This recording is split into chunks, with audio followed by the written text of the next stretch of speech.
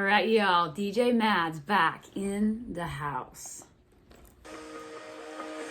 When the tears come streaming down your face, 'cause you lose something that commonplace. When you love someone but it goes to waste, what could be worse? Hemos cantado juntos. All right, y'all. Welcome to some DJ Mad's time. Today I want to talk about a really passionate topic that I've been in research in my own personal life and working with clients for years. And this is the topic of takers versus life givers. There is so much important information in this as far as understanding and guarding your own life force. So let's just break it down. Takers. What do I mean by takers? The first words that come to me is the energy sucker. A person who treats you more like in a transaction, an object versus genuinely cherishing you. You'll know you're in the vicinity or space in the field of someone who's a taker when you find yourself feeling confused. And it's like you watch this pattern happen over and over again.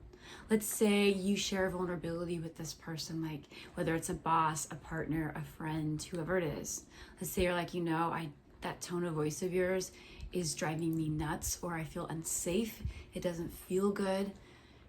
Their response is most likely going to be a very self-serving response, which is going to be like, what are you talking about?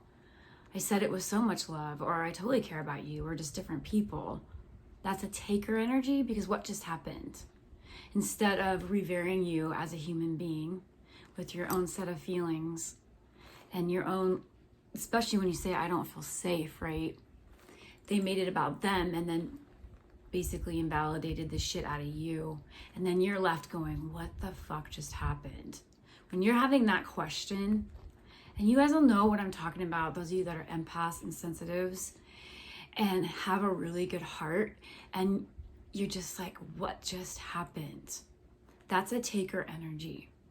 And what will happen with the takers and taker energy is that if you're someone, it's very easy to get manipulated into this when you're first off in your process, right? When you're starting off and you're healing and you're doing this work, you can't imagine someone treating you like that. So I know for me personally, it's been a very deep journey in learning where you gotta not be nice in certain areas. And I've said this a lot, where you need to say no in order to save your own physiology and life.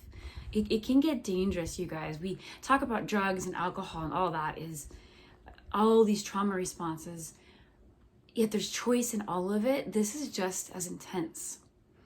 So takers, what else about the taker? They have a lack of boundaries, or they're boundaryless. And when you do set a boundary, like that example I gave, because that is a boundary, when we speak up about how we feel,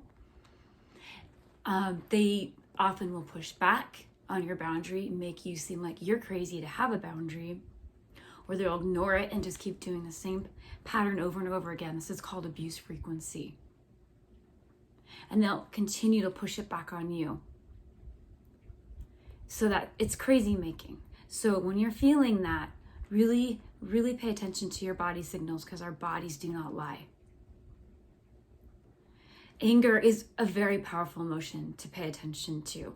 There's been so much weird crap around anger and having to forgive and all these things, you guys. It's just bullshit. Like when you feel angry in your body's setting a natural boundary.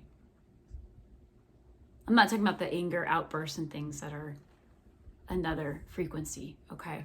So takers, when you hear this, are you thinking of people in your life that like you find yourself rolling your eyes, you find yourself just losing respect, you find yourself having no more regard? Those are takers. And they'll try to manipulate and lie and make you feel like the crazy one. So that's an example of taker, and I could give a lot more. It can be very dehumanizing. So let's go to life givers. Life givers treat you with respect. With any differences, with any boundary, if you were to say, hey, I don't feel safe, or that tone of voice is making me uncomfortable, a life giver is gonna have enough solidness and security within themselves to be like, oh my gosh, I'm so sorry that you experienced that. Even if they don't understand exactly how that came across, they're gonna put you first and go, wow, I'm really sorry. Can you actually help me understand this so that I wanna change this for you? And they won't make you explain yourself. You will also, go back to the taker for a second. Takers are competitive. They'll treat you like a transaction, like I said before, and an object.